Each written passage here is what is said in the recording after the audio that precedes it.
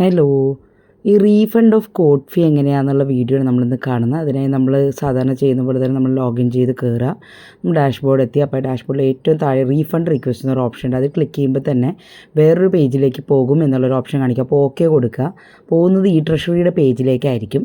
അപ്പോൾ നമ്മൾ തെറ്റായിട്ട് അടച്ചു പോയ കോഡ് ഫീ ഉണ്ടെങ്കിൽ അതിൻ്റെ GRN റെസീപ്റ്റും അതിൻ്റെ എമൗണ്ടും എത്രയാണെന്ന് കൊടുത്താൽ ഇതുപോലെ അതിനകത്ത് കാണിക്കും. അപ്പോൾ ഞാനിപ്പോൾ എൻ്റെ ഒരു റെസീപ്റ്റിൻ്റെ ഫോർമാറ്റാണ് ഇതിനകത്ത് കാണിച്ചേക്കുന്നത്. അപ്പോൾ അതിനകത്ത് ഏതൊക്കെയാണ് റീഫണ്ടബിൾ എന്നുള്ളത് കൃത്യമായിട്ട് കാണിക്കുക. അതിൻ്റെ തൊട്ട് സൈഡിൽ സെലക്ട് എന്നുള്ള ഓപ്ഷൻ വരുന്ന ആ കുഞ്ഞു ബോക്സിനകത്ത് നമ്മളപ്പോൾ റീഫണ്ടബിൾ ആയിട്ടുള്ള എമൗണ്ടുകളെല്ലാം തന്നെ ടിക്ക് ചെയ്ത് കൊടുക്കണം.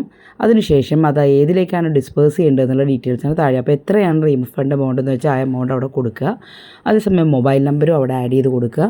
പിന്നെ ഒരു ID പ്രൂഫ് വേണം. അപ്പോൾ ID പ്രൂഫ് നമ്മൾ സ്കാൻ ചെയ്ത് PDF ആക്കി വെച്ചിട്ടുണ്ടാവണം. അപ്പോൾ അതിനകത്ത് electoral card, driving licence, PAN card, passport അങ്ങനെയുള്ള സാധനങ്ങളൊക്കെ ഉണ്ട്. അപ്പോൾ ID നമ്പർ അവിടെ കൊടുക്കുക. അതിനുശേഷം ക്രെഡിറ്റ് അക്കൗണ്ട് ഡീറ്റെയിൽസ് ഏതിലേക്കാണോ ക്രെഡിറ്റ് ഒക്കെ ചെയ്യേണ്ടതെന്നുള്ളത്. ക്യാഷ് നമ്മളിപ്പോൾ ആരുടെ അക്കൗണ്ടിലേക്ക്, ഇപ്പോൾ ചിലപ്പോൾ വക്കീലിൻ്റെ ഇതിൽ നിന്നായിരിക്കും അയച്ചേക്കുന്നത്, അത് തിരിച്ച് ആരുടെയിലേക്ക് ക്രെഡിറ്റ് ചെയ്യണം എന്നുള്ളതൊക്കെയാണ്. ബെനിഫിഷ്യറി നെയിം ഉണ്ടെങ്കിൽ നെയിം കൊടുക്കുക. നെയിം കറക്ഷൻ ഉണ്ടെങ്കിൽ അതവിടെ കൊടുക്കുക. ബെനിഫിഷ്യറി നെയിം പുതിയത് ഏതാണ് കൊടുക്കണമെന്ന് വെച്ചാൽ അതല്ലെങ്കിൽ റിക്വസ്റ്റ് ലെറ്റർ. പിന്നെ അടുത്ത വേണ്ടതെന്ന് വെച്ചാൽ ഒരു റിക്വസ്റ്റ് ലെറ്റർ നമ്മൾ PDF ആക്കി വെക്കണം. എന്ത് കാരണം കൊണ്ടാണ് നമുക്കത് റീഫണ്ട് വേണ്ടതെന്നുള്ള റിക്വസ്റ്റ് ലെറ്റർ.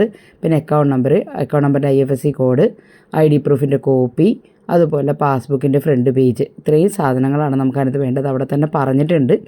ഈ പറഞ്ഞതെല്ലാം തന്നെ സ്കാൻ ചെയ്ത് റെഡിയാക്കി വെച്ച ശേഷം അതെല്ലാം കൂടെ അപ്ലോഡ് ചെയ്യുക. അതിനുശേഷം റിക്വസ്റ്റ് റീഫണ്ട് എന്നുള്ളതിൽ ക്ലിക്ക് ചെയ്ത് കഴിഞ്ഞാൽ നമുക്ക് റീഫണ്ട് റിക്വസ്റ്റ് സബ്മിറ്റ് ആവും.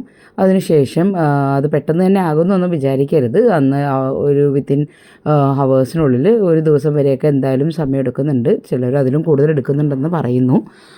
അത് ചെയ്യുമ്പോഴാണ് കൂടുതലായിട്ട് അറിയാൻ പറ്റുള്ളൂ. അപ്പോൾ നിങ്ങൾ ഇതേപോലെ നമ്മൾ തെറ്റായിട്ട് കോടതിയിൽ ഫീ അടച്ച് പോയിട്ടുണ്ടെങ്കിൽ അത് നമുക്ക് റിട്ടേൺ കിട്ടാനായിട്ട് ഇതുപോലെ തന്നെ ക്രെഡിറ്റ് അക്കൗണ്ട് ഡീറ്റെയിൽസ് എല്ലാം കൂടെ കൊടുത്താൽ മതി. അപ്പോൾ ആദ്യമേ തന്നെ ഈ സാധനങ്ങളെല്ലാം തന്നെ റെഡിയാക്കി വെക്കണം.